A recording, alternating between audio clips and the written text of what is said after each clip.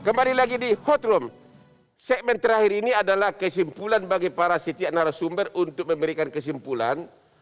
Tolong dijawab kurang dari 1 menit. Siapa yang salah sebenarnya? Dan bagaimana cara berperbaiki? Silakan Pak. Saya katakan kita salah semua. Kenapa kita masih memberi? Korupsi itu tidak ada penerima kalau tidak ada pemberi. Demikian seterusnya. Jadi salah kita semua. Jadi kita semua harus berubah. Ya tapi kan terlalu umum itu. Ya kalau nggak mau gimana, kalau nggak mau berubah ya gini-gini aja terus. Ya. Mau dikasih undang-undang kayak gimana juga. Anda tadi mengatakan kuncinya di Pak Jokowi. Itu sudah yang diucapkan nggak diucapkan lagi kan, gitu maksud saya. Jadi itu sudah pasti. Ya. Sudah pasti artinya bahwa apa yang terjadi di suatu negara itu yang harus bertanggung jawab harus ada. Ya. Yaitu kepala negaranya gitu. Ya jadi sekali lagi kalau memang kita masih mau mengatakan negeri ini indeks persepsi korupsinya naik dari yang turun kemarin 2 naik 1 aja susah dan variabelnya banyak. Ada banyak orang yang menilai kita dengan pendekatan masing-masing, entah itu pendekatan Polri, pendekatan TNI, pendekatan pegawai negeri, pendekatan pajak dan seterusnya itu kan ruwet. Semuanya ini kan bermasalah, makanya saya katakan kita semua harus mengubah itu. Terima kasih. Ibu Yenti, kesimpulan Anda. Apakah Dewan Pengawas harus mundur atau tidak? Atau Ibu merasa salah memilih orang yang salah? Itu kan hasil pemilihan ya, hasil pemilihan dari 9 orang dan melibatkan lembaga-lembaga vendor. Itu yang terjadi. Bahwa setelahnya dan pemilihan kami dulu menggunakan undang-undang KPK yang lama. Ya. Masih undang-undang KPK yang lama. Begitu dia dilantik sudah menggunakan undang-undang KPK baru. Dan sebetulnya dengan adanya Dewan Pengawas itu menjadi tanggung jawab mereka. Kan tidak mungkin lagi kita baik-baikan dikawinkan kan oleh penghulu. Nantinya cerai apa tetap salah penghulunya. Ya. Nah itu juga harus difikirkan. Jadi tidak di situ. Berkaitan dengan KPK. KPK memang kita harus punya lembaga KPK. Tetapi kita harus berpikir lagi. Kalau memang lembaga KPK seperti ini dan kemudian kejaksaan lebih bagus, lembaganya tetap tapi mungkin bukan lagi pemberantasan, dia di pencegahan saja. Kita harus begitu, mau kita tidak mau. Ada beberapa negara, Hong Kong pun bukan seperti Hong Kong yang pertama kali karena sudah bagus. Kalau sekarang kejaksaan jauh lebih bagus dan saya paling kecewa dengan sekarang ini. Kenapa ya lembaga pengawasnya juga tidak mau mengatakan bahwa kenapa tiap ada korupsi tidak mau ada TPPU-nya. Itu yang membuat rendah sekali. Terima kasih. Pak Kurniawan. Ya, apa yang terjadi pada KPK hari ini akan menjadi pertaruhan bagi para individu pimpinan yang masih punya ambisi setelah 2024. Ya. Entah itu mau masuk ke KPK lagi atau mau masuk ke pemerintahan. Ya. Kalau mau terus ya silahkan berikan sanksi yang tegas terhadap mereka yang melakukan penyimpangan baik etik maupun pidana di internal KPK. Tidak peduli. Menurut Anda Dewan Pengawas KPK gagal, yes or no? Ya. Gagal. Oke, terima kasih. Untuk saat ini ya gagal. Pak Ferry Amsari, menurut Anda Dewan Pengawas KPK gagal atau tidak? Ya 100% gagal, karena beberapa kasus itu menunjukkan itu. Ya. Tapi saya mau katakan begini, seburuk-buruk KPK hari ini dia dirancang bangun untuk menutupi permasalahan yang ada di aparat penegak hukum lain. Mestinya tidak dibubarkan. Ya. Karena setahu saya ketika aparat penegak hukum lain juga sedang buruk-buruknya tidak dibubarkan.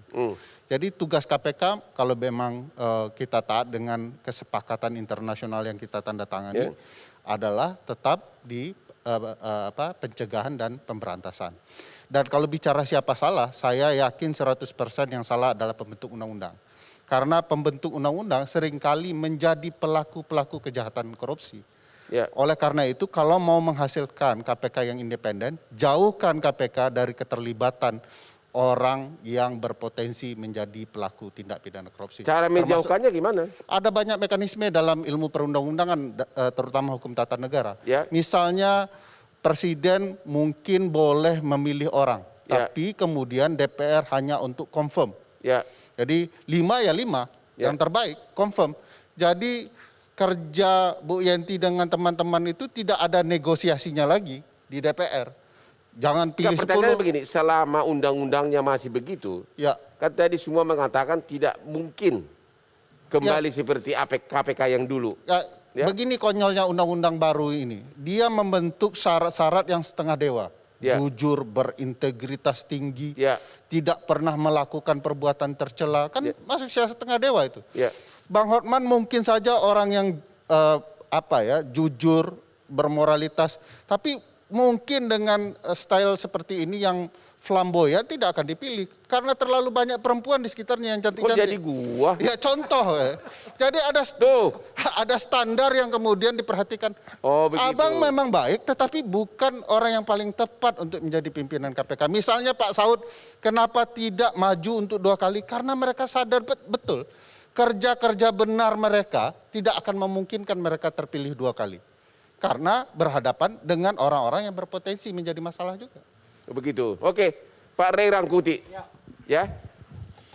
Dewan Pengawas gagal atau tidak? Ya, saya kira jelas gagal mereka. Buktinya apa sebaiknya mengundurkan diri? Ya, ini persoalan memang. Karena Dewan Pengawas itu didesain untuk tidak diawasi juga. Dewan Pengawas didesain untuk tidak diawasi juga. Didesain oleh siapa? Ya, undang-undang yang baru ini. Oh begitu. Kan mereka nggak bertanggung jawab kepada siapapun. Ya. Gitu. Meskipun mereka dipilih oleh presiden, tapi mereka tidak bertanggung jawab kepada presiden. Dan oleh karena itu tapi presiden juga tidak bisa ganti mereka setiap waktu. Ya kalau undang-undang mengatakan 5 tahun mereka, itu kan artinya ada alasan yang kuat bagi presiden untuk menggantikan mereka. Nggak bisa semena-mena juga. Jadi kalau dewasnya seperti sekarang misalnya, mau diapain? Nggak bisa diapain juga. Kalau ternyata dewasnya yang melakukan pelanggaran kode etik bagaimana? Nggak bisa diapain juga. Kan kalau presiden bisa ganti. Iya, tapi bisa ganti mereka. Bisa ganti mereka, tetapi kan ada prosedur 5 tahunan. Prosedur 5 tahun itu harus dihormati oleh presiden. Enggak, sebab kalau terbukti tidak mampu, presiden tidak bisa mengganti setiap waktu. Yang membuat kriteria tidak mampu itu siapa? Ya presiden. Ya presiden kan. Kalau kapan waktu nanti presiden dia buat orang ini agak tegas, dia mengatakan Anda terlalu kencang, menurut saya nggak mampu, dia ganti kan nggak bagus.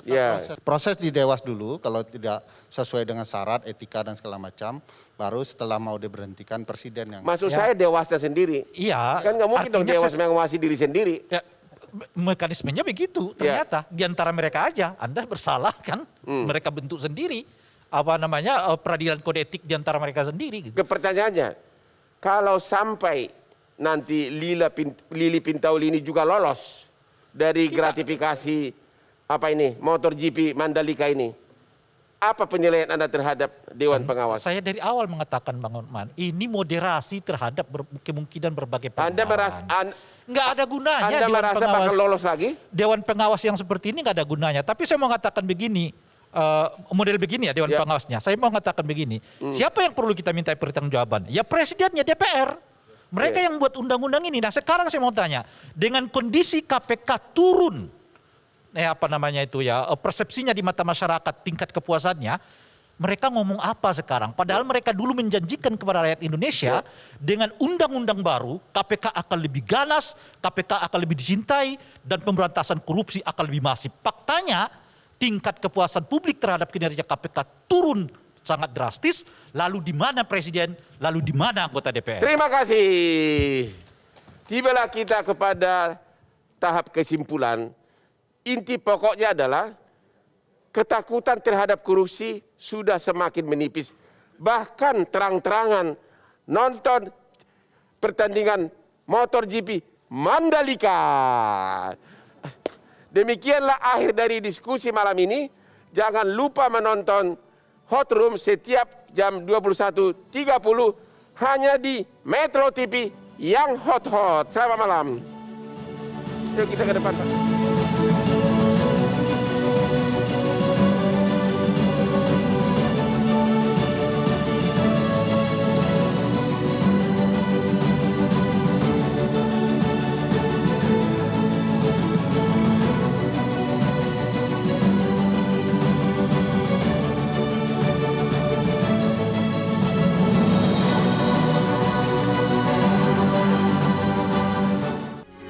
Metro TV,